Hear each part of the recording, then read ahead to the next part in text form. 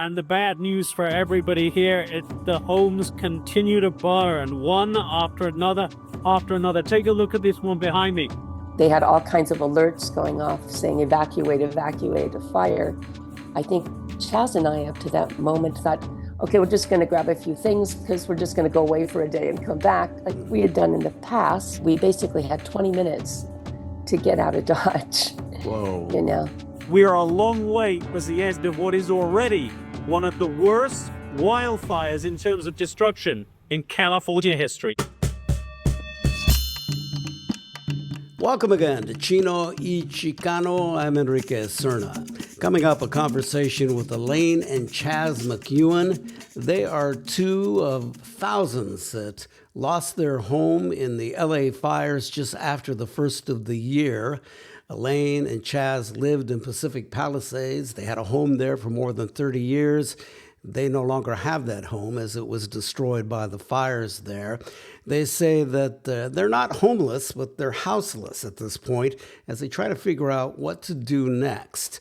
I met them through a good friend of mine named Dan Kikuchi, who's also a friend of Elaine. We all grew up in the Yakima Valley. Dan is from Toppenish. I'm from Wapato. Elaine is from Yakima.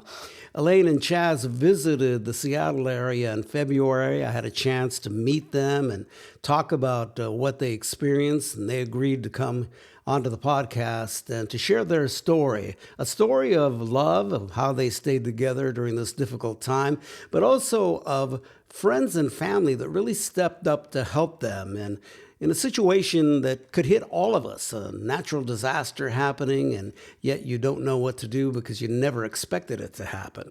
Here now is their story and our conversation.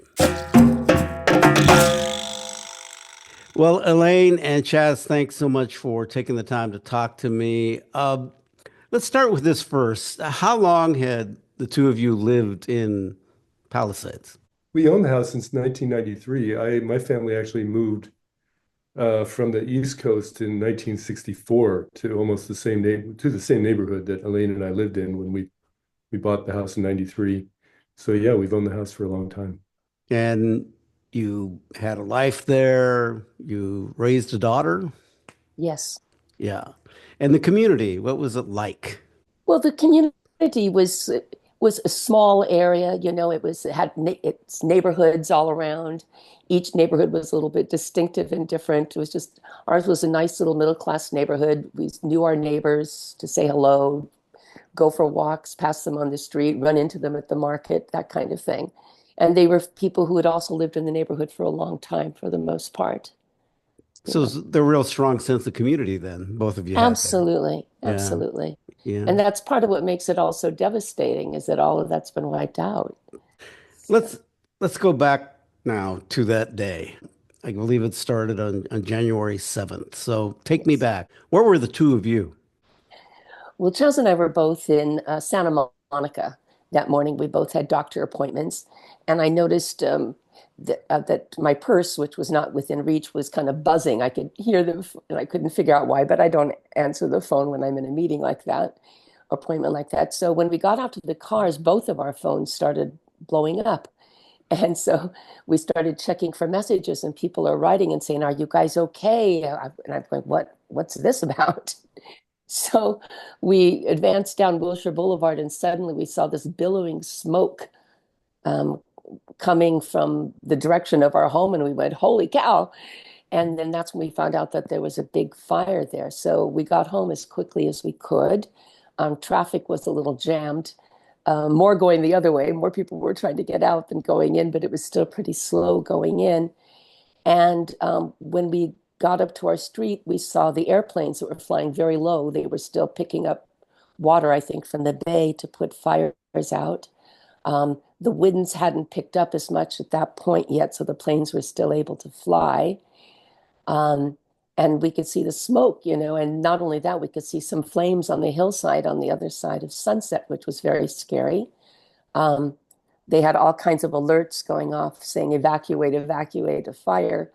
I think Chaz and I, up to that moment, thought, okay, we're just going to grab a few things because we're just going to go away for a day and come back like we had done in the past. But it's still very scary to see. And we basically had 20 minutes to get out of Dodge, you Whoa. know. Did Um, Chaz, did the two of you have, I guess, something already prepared in case of a situation like this? We had a plan, and like Elaine said, we've evacuated or prepared to evacuate many times because wildfires happen down there. So we had a plan, and I have to say, I don't think we really executed our plan well. We talked about what we needed to grab and what our strategy was. Went back to the house, and then when we got into the house, my mind was kind of, yeah, I think I kind of lost my mind, and it clearly wasn't to plan. The interesting thing for me is I've been going on a lot of business trips lately. So the auto reflex of packing my overnight bag kicked in. So really what I took was kind of my overnight, 3-day business trip stuff. right. That's kind of what I left with, as well as we did have the presence of mind of grabbing some family art, and Elaine grabbed some, we kind of kick ourselves. There's a lot of things we left behind, but Elaine did grab some really great stuff that she threw in her suitcase, and but our mind was I don't know, Elaine can maybe say it better, but my mind was, I don't know where I was. I was, I'd you be know, panicked and I'd be thinking, okay, am I missing something? And Right, the other part of it is if you've got the fire coming down on you, boy, we got to get right. out of here. well, and at the same time, and we've heard this from neighbors, we've heard this from several people, said, you know what, we're going to be back, and we'll be fine, and we've done this before, and let's not get too crazy here. And in retrospect, we should have maybe been a little crazier, Yeah, more stuff.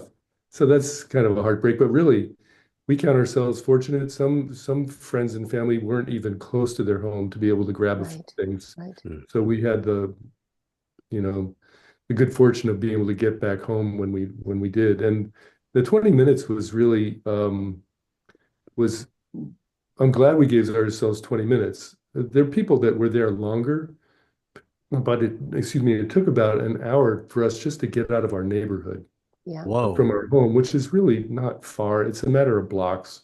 But everybody was queued up on the street in their car and trying to drive out. So we were sitting in traffic, a right. block and a half from our house for a very long time. And And that, could you see the fire coming toward you at that point? Yes. Yes, we could see the fire on the hillside across the major street of Sunset, the hillside part, and that was scary because we'd seen it before, but not quite to that extent. And the smoke, the amount of smoke blowing our way, because the winds had picked up at that point, was voluminous. It was unbelievable, and it colored the entire sky. It was. I remember driving down Temescal to toward the ocean to get onto PCH, and the sky and the sea was a copper color because of the color of the smoke.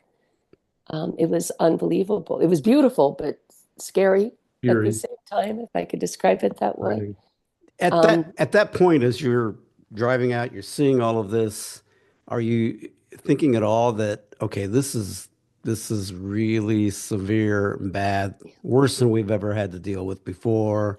yes. We may not have a house when we come back. Yeah. There's always that thought. I mean, because we were stuck in traffic for such a long time, just around the corner from our house, I kept wanting to jump out of the car, go back to the house and grab more stuff because I kept thinking, oh, I should have grabbed, that kind of thing. But that's an impossible situation. You can't because you don't know if you can get back. At that point, people were already abandoning their cars and Wow. leaving on foot with what they could carry. So we just didn't know what was going to happen at that point. And we didn't want to be separated. Right. Yeah. Yeah. That was key. When we drove back to the house, we had Elaine's car, we had my car. So we said, we're going to take both cars, and we said, no, we're going to stay together. That was a key decision. And then Yeah. from that point, we used my car because it had it was More room. it had more room, and we could throw more stuff in it. And so our goal was to stay together. And that's kind of, if anything, it's kind of the mantra of this whole thing for us is, you Yeah, know, oh my gosh, we lost the house, but we're together. Oh my gosh, this happened. Oh my gosh, that is the way it is. But you know what? We're together. right. And And we're it's safe. really, Yeah, yeah, and we're Yeah, safe. a car you can replace. Yeah, but exactly. yeah, yeah. Exactly. And we Where, had no idea where we were going as we that were was my heading. next question. Yeah. I was going, where were you going? We had no idea. And a thought came to mind. We had a friend who lives in an adjoining town. And she stayed with us plenty of times when she would come down and visit from Seattle. And so we said, well, we'll go stay with her. And it's far enough away from the fire. So I called her from the car and I said, we're running away from a fire. Can we come stay with you for a day or two? And she said, yeah, come on down. So we stayed Great. with her for 2 weeks, basically. And she was such a dear friend, Unbelievable. such a Yeah, dear friend. And yeah, we landed on her doorstep.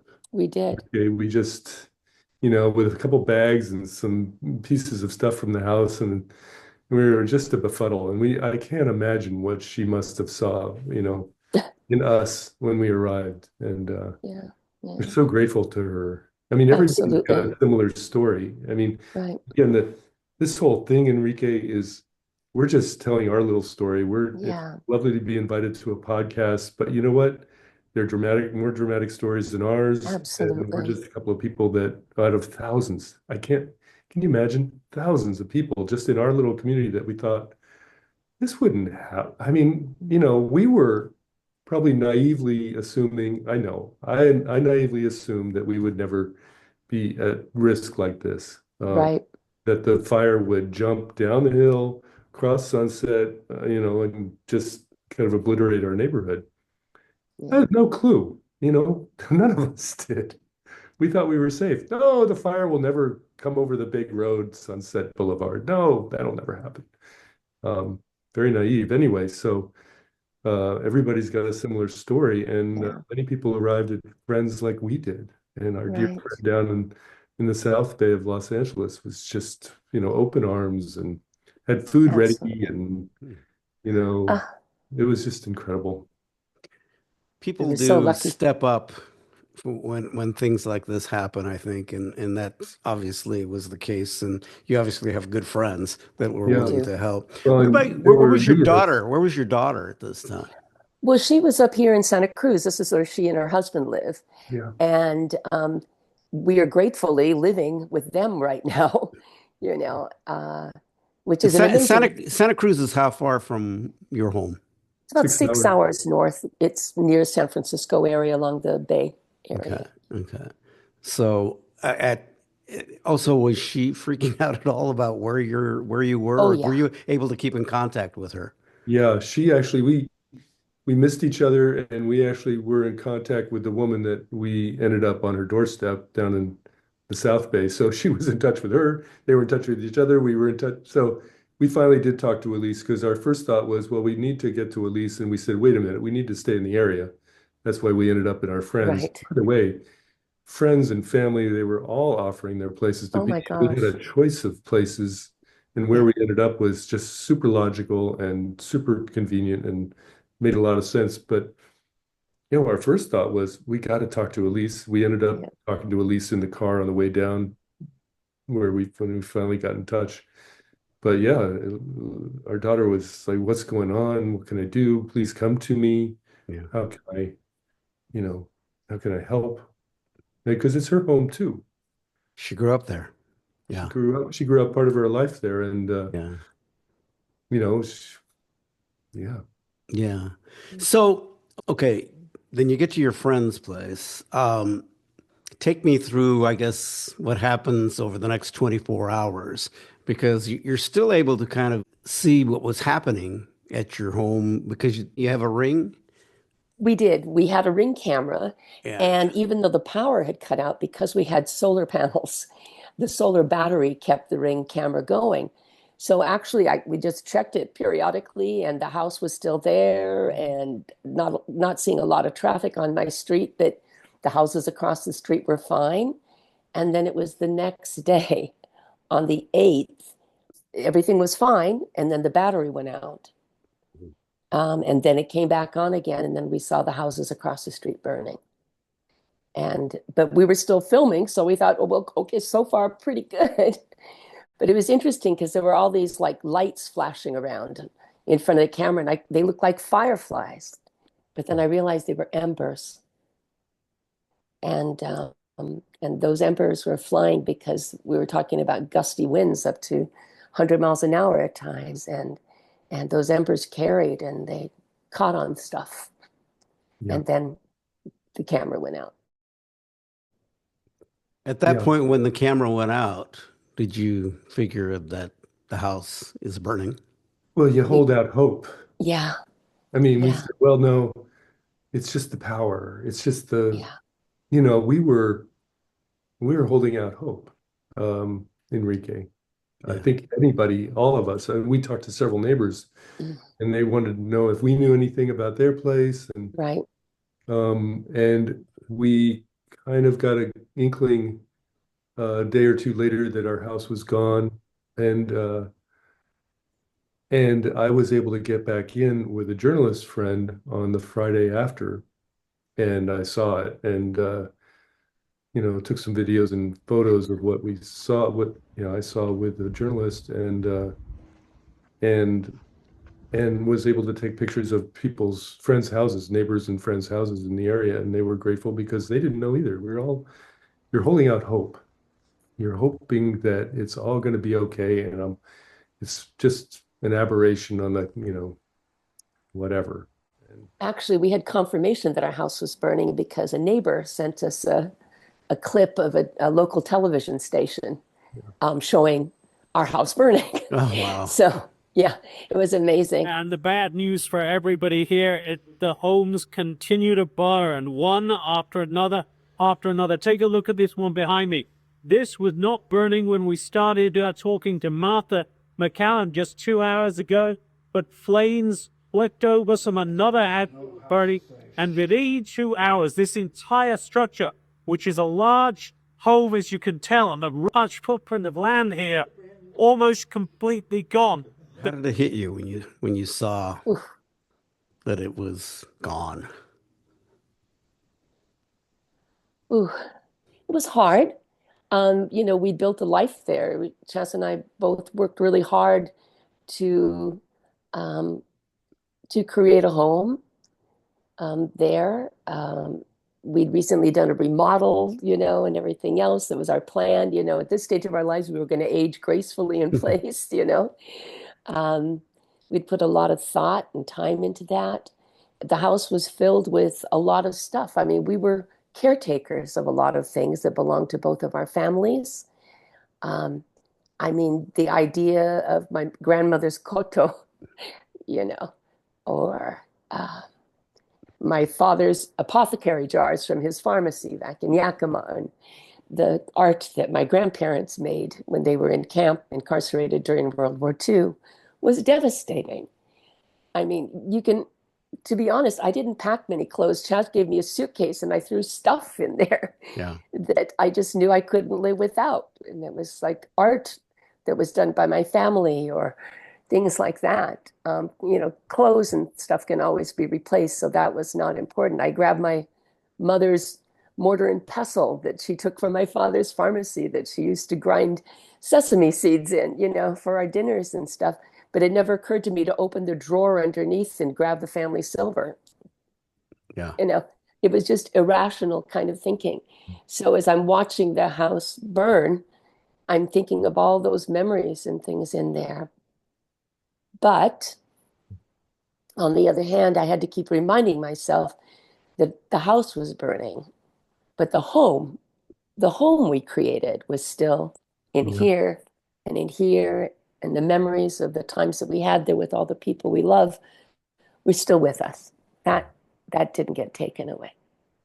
It was a beautiful home because you sent me pictures of what it was before, and I just thought, man, this is a great place. And you had obviously put your heart and soul into it.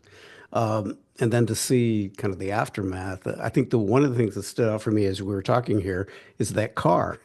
Yeah, yeah, The car was still in the driveway, but it was I burned. know. Yeah, Yeah, yeah. So yeah. Yeah. I But think there was the car at that point was the least of my worries. Right. I Right. said, I but don't like driving anyway. every so many things you think about. You know, when we a few days after the fire, I thought, well, let me just go. I got to take a walk. Let me put my shorts on. Well, Mm, oh, those shorts, they're in my drawer. Oh, yeah, my shorts in the drawer. And I was focused on these yeah, great pair of stupid shorts. They stuff. were nice and worn in. Like, we have a pair of clothes that things that we like. And so that's not there. And it's very interesting. I haven't really talked to Elaine about this, but I have the images of, the fire overcoming the closet where that drawer Yeah, was yeah, and the shorts being, you have images that yeah, come to your mind. It's imagination, of yeah, course. What And of course, all these wonderful things that Elaine mentioned from the family that we've had over the years. And you think about them, they're just inanimate objects, they're just things. But then, like Elaine said, we were caretakers from our family's history. My brothers are older than me, so they would send us stuff, said, here, you take care of this, Chaz. I'm trying to downsize Yeah. and clean out the closet. I said, okay, great, because we loved it. I loved having that yeah, stuff. And yeah, knowing full well we would pass it on when the time came. right. And to have that go up in flames is like very emotional, Yeah. really Yeah, emotional. yeah, How could it The, not be? I mean, yeah. yeah. mm, I mean, very much. And then the other piece of it is we had a really nice Christmas Eve gathering, the Christmas Eve beforehand. And all the local family were there. They all showed up. We all had the usual fun and, giving each other a hard time and a white elephant, gift giving. And it was just a goofy, fun, annual thing. great meal that Elaine cooked, all Yeah, the things. The place is now not there to gather in. Um, yeah, that's a huge loss to us, to me, I think. Yeah. yeah. So the house is gone. Uh, when we met the first time, the two of us, I met with the two of you, and we Mhm. had lunch here in Seattle. You talked about that you're not homeless, you're houseless. Yeah, And yeah, yeah. so what have you been doing in between here now? Where you been staying? How's that all transpired? Well, it's been an interesting little journey. We stayed with our friend until we finally moved out because we didn't want her to grow to hate us because we were staying too long. And we did what many families did at that point. We stayed in a hotel, and we stayed in a hotel in the marina, which was kind of nice, but it was sort of like a refugee camp. Granted, it was a very nice refugee camp, but most of the people in the hotel were refugees like us from the fires. And so that was a lot of chatter going around, and it was from there that we were able to get to our doctor appointments, which is still there, and other appointments that we needed to do. Chaz was able to meet with the insurance people and get that set up. We were able to get to the disaster relief center where they had all these different agencies there for people like us to talk to about questions that we had about how to get help, how to deal with taxes, how to deal with, replacing important paperwork like passports and driver's licenses and social security cards and all those things that you never think about until it happens to you. And then we came up north and we stayed in a hotel for another week or so, and then till we moved in with our daughter and her husband, who have generously opened up their home to us. And it was such a relief, Enrique, finally not to have to be living out of my suitcase for a minute. Yeah. Um, I'm just one of these people that is kind of a nester, I guess, which is why our house was so important. It was a place to put down roots. It was a place to settle. It was a place where things were familiar and comfortable. And I guess I need a certain amount of routine. I'm a bit routinized Wow. in my life. And I was able to get some of that going again. And I think that I find a lot of people that I've spoken to have kind of found themselves in the same way. People have gone on to rent apartments short term or for the next term until they decide what the next steps are. Um, but there's a fair amount of price gouging going on Ah, yeah. down there. And we just, neither one of us wanted to spend that kind of money a month to live because it was going to run out pretty quickly. And so we were lucky to have this arrangement up here with Elise and Ryan. Um, but and so we've been settling in. We've been doing things. We've been getting some furniture, a sofa to sit on, a dresser to put what few clothes we have in, Yeah. hangers to hang stuff up on. It's just really stupid, mundane things, but remarkably so important to the psyche to be able to do this. I know you Yeah. have a place for now, but you lose your home. Well, yes, absolutely. Thinking about rebuilding, or is that out of the question? We don't know.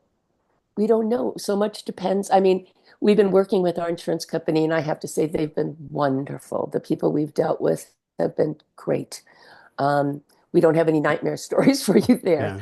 We've been lucky Good, in that good. regard. Yeah.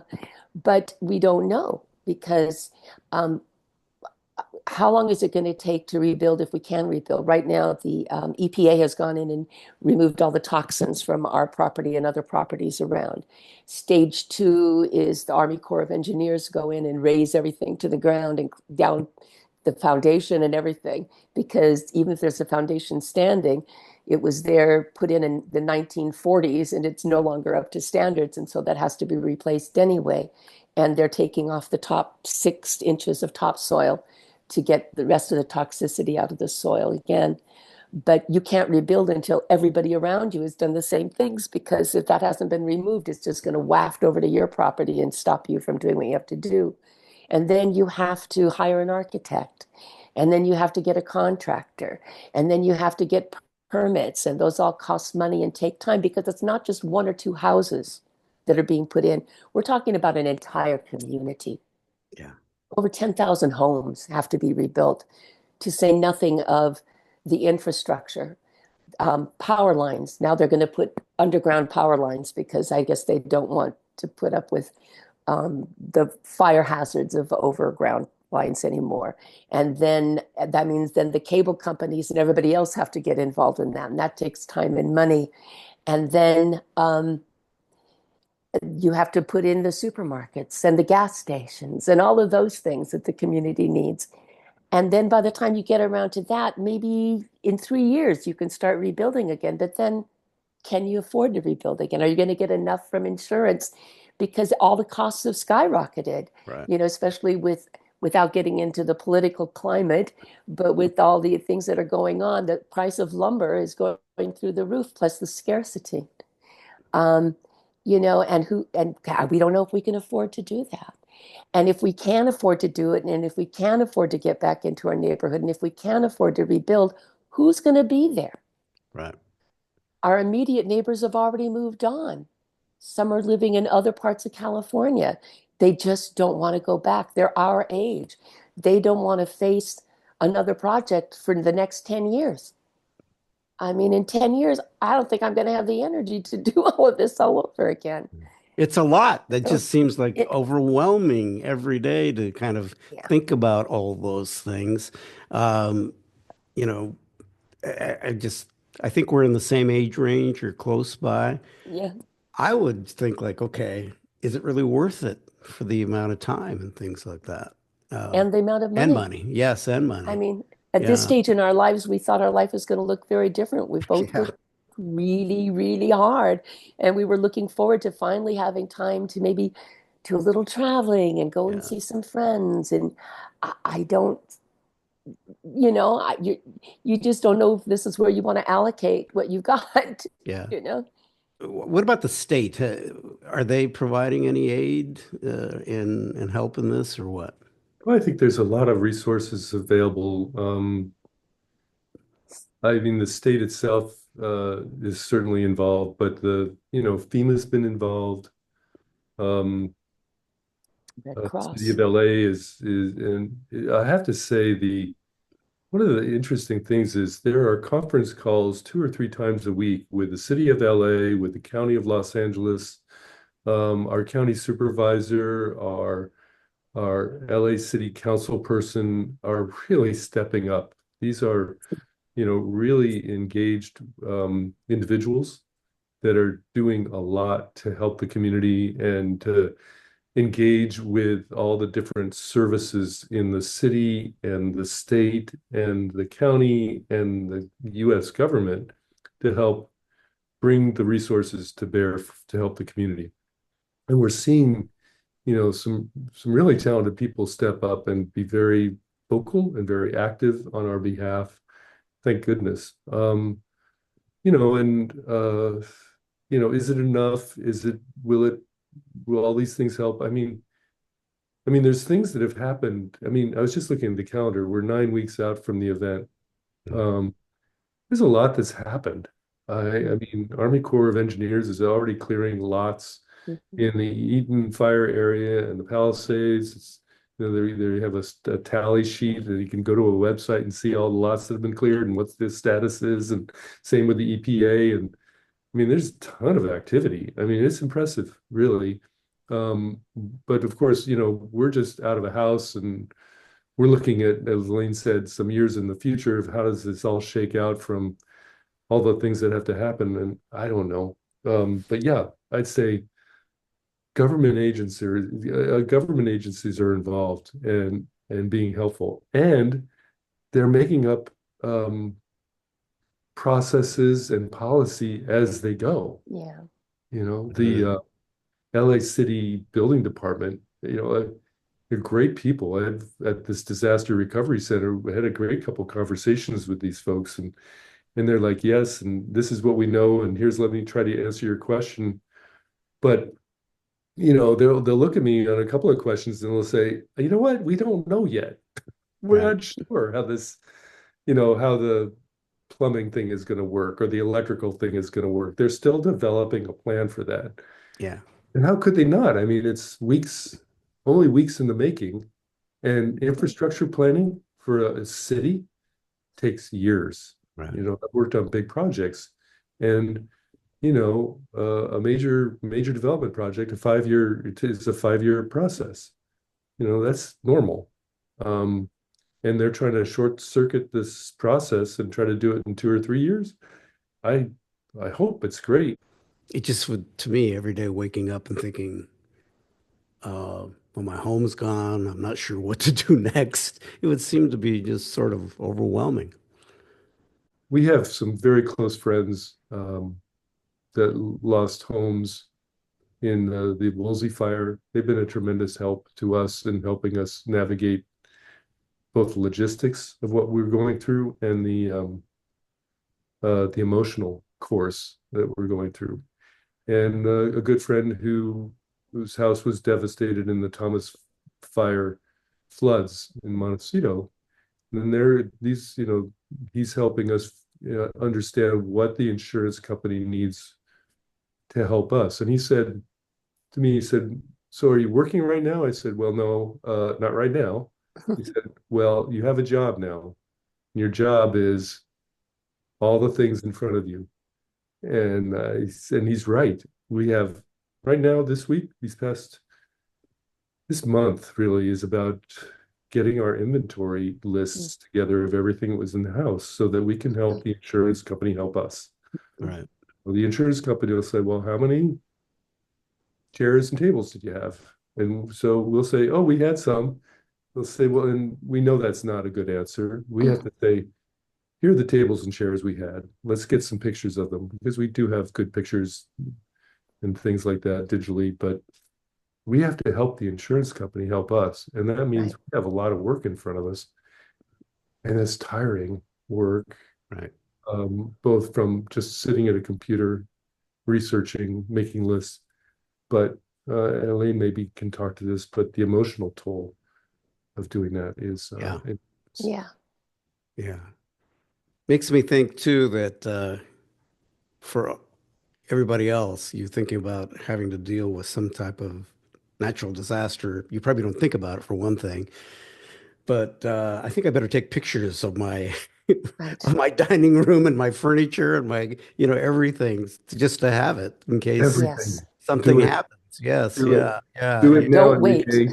Right, Don't wait. Get off right. this podcast and go take off. Take Yeah. pictures Take now. I'll do it video. right afterwards. Yes, Yeah. Do yes, take I your will. camera on Yeah, your phone and I take know. videos of this wall, that You wall, know, everything. I mean, we're yeah, here. We're poster children, along with all our friends in recovery, our comrades in the calamity, if you will. right.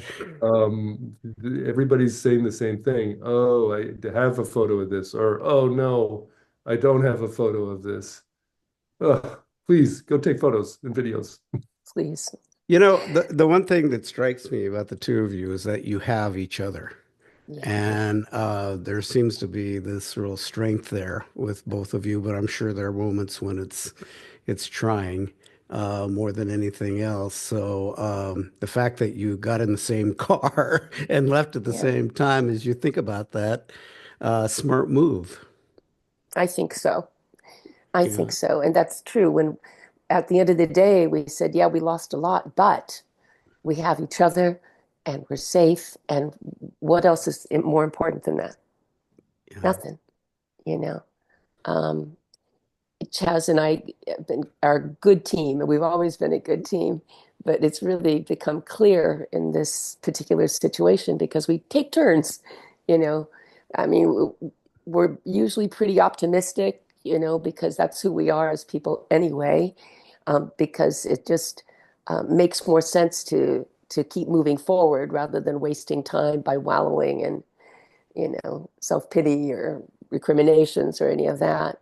But we have our moments, we take turns, and when the other person has it, we understand, we empathize, and we give each other room, and then at the same time we're there to provide strength yeah. and encouragement, and that's huge.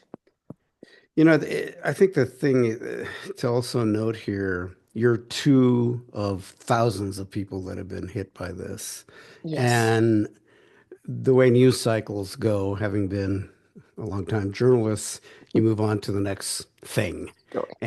But you guys are still going through this as well as thousands of others. So I think it's important to not forget that and that people don't forget what happened there.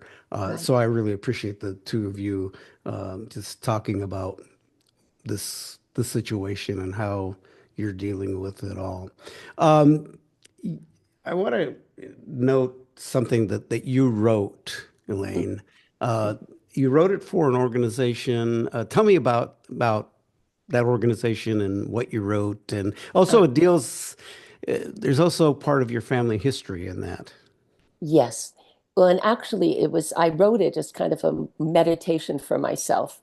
I would frequently when I would get into difficult situations, I would ask myself, what would my mom tell me to do? Because my mom was a very wise woman.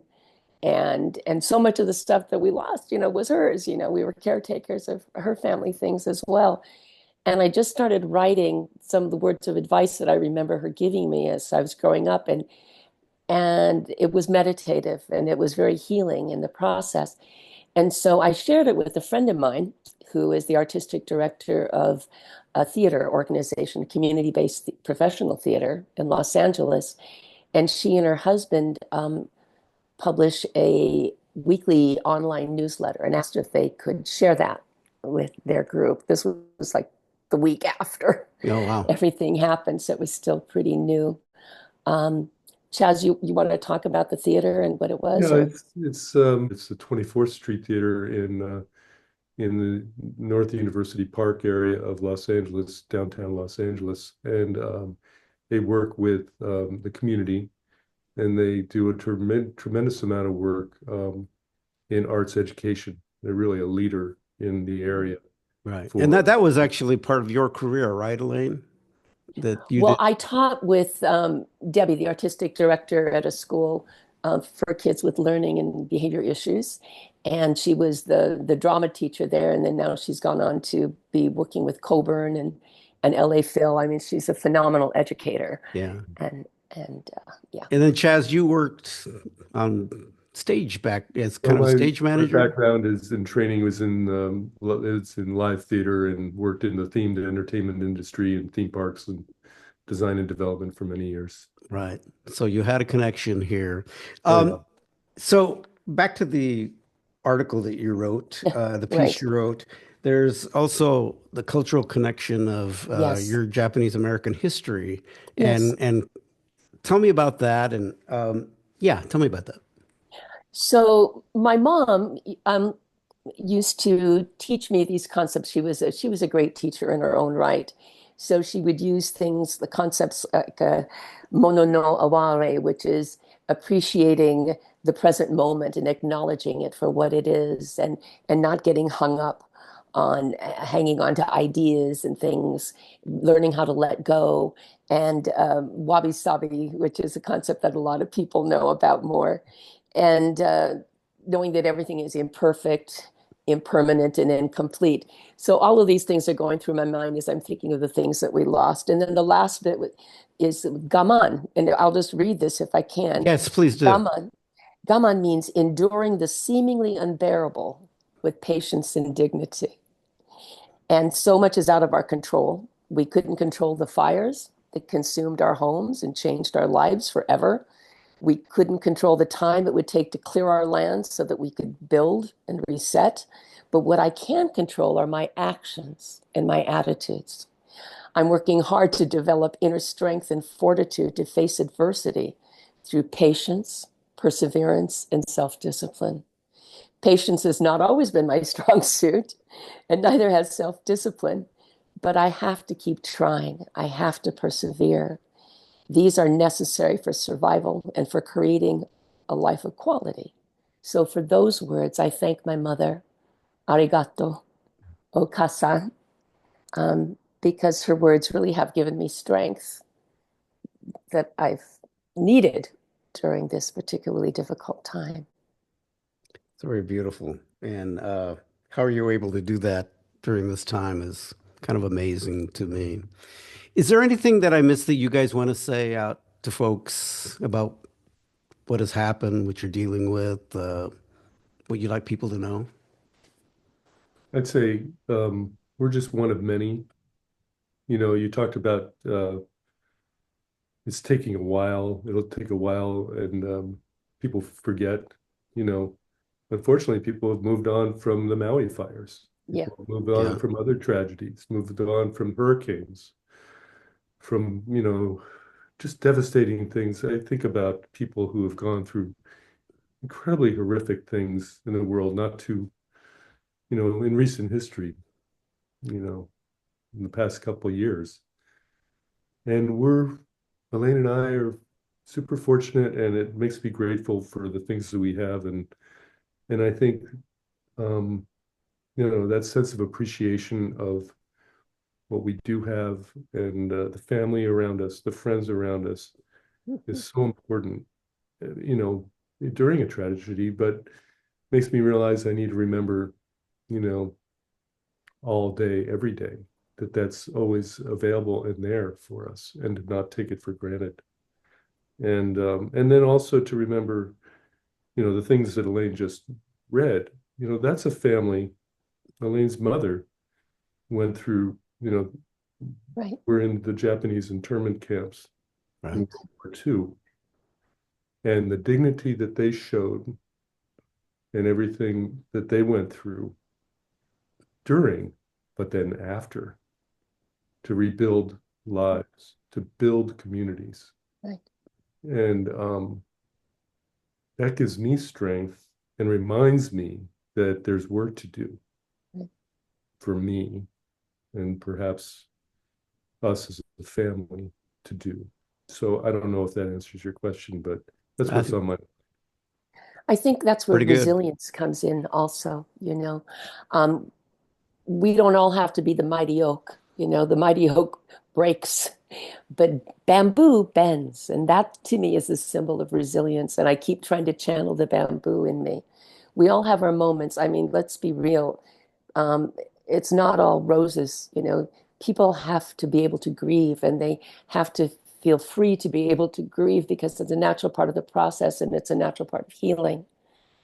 But then to be able to get out of that grief and move forward is so important.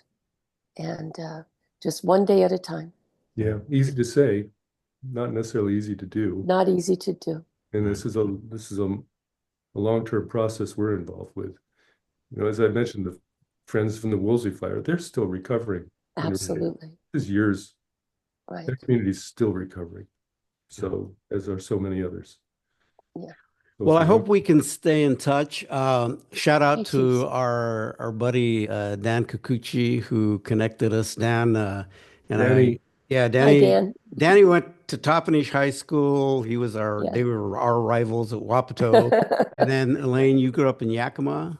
I did, and you went to Yeah. school with my cousin Lauren, I think, Yeah, and yeah, yeah, and yeah, right. Eileen, and yeah. Right. Yes, I remember there. I think Lauren was a couple of years ahead of me. So yeah. So we had that Valley connection. But Absolutely. I just want to say thank you so much for taking the time to share what's going on. Let's stay in touch. I'd like to hear how things are going down the road here. You guys I know it's a difficult time and all of this is hard, but the two of you are very inspiring and you have each other. And I think obviously there's a lot of love there to help you guys keep going. So stay together, stay strong, and let's stay in touch and make sure that we follow up and see where things are going down the road here. But thank you so much. I appreciate it. And thank you for inviting us and giving us this opportunity, Enrique. My pleasure. Thank you. The Chino y Chicano podcast is available on your favorite podcast provider. You can watch the video version on YouTube, and Converge Media, a leading producer of culturally relevant content in the Pacific Northwest. We'll talk more later.